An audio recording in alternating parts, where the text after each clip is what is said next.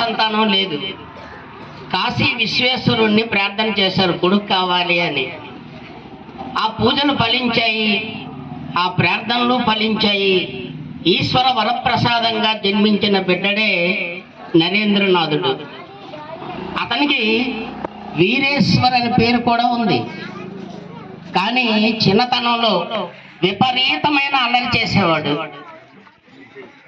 మీరు కూడా మన పిల్లలు అల్లరి చేస్తే దెయ్యం పిల్ల పుట్టింది, దెయ్యం పిల్లవాడు పుట్టాడు, బాగా అల్లరి చేస్తున్నాడు అని అంటాం మనం.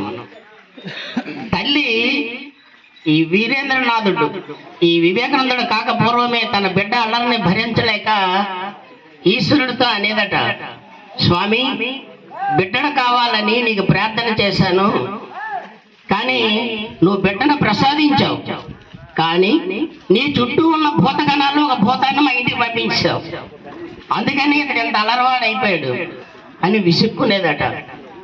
అలాంటి అల్లరి పిల్లవాడు ఈ రోజున ప్రపంచవ్యాప్తంగా అనేక దేశాల్లో స్వామి వివేకానంద మహారాజుగా పిలువబడుతున్నాడు. ఆయన ఈ గుండం నడిబొడ్డులో ఎంట్రన్స్ లో అంత దివ్య తేజస్సుతో నిలబడి చూస్తున్నాడు మనల్ని.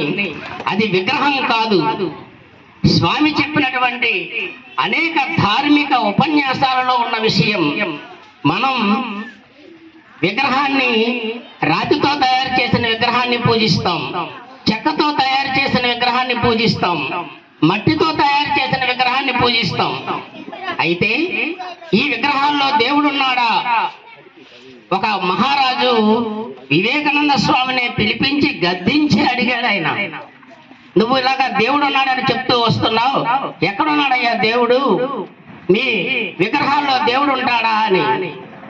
సమయస్ఫూర్తి కలిగిన ఆ స్వామి చిరునవ్వుతో ఆ మహారాజు గారి చిత్రపటం గోడ మీద ఉంటే దాన్ని కిందకి దింపి కిందన పడుకోబెట్టి ఉమ్మి వేయమని చెప్పాడు ఫోటో మీద.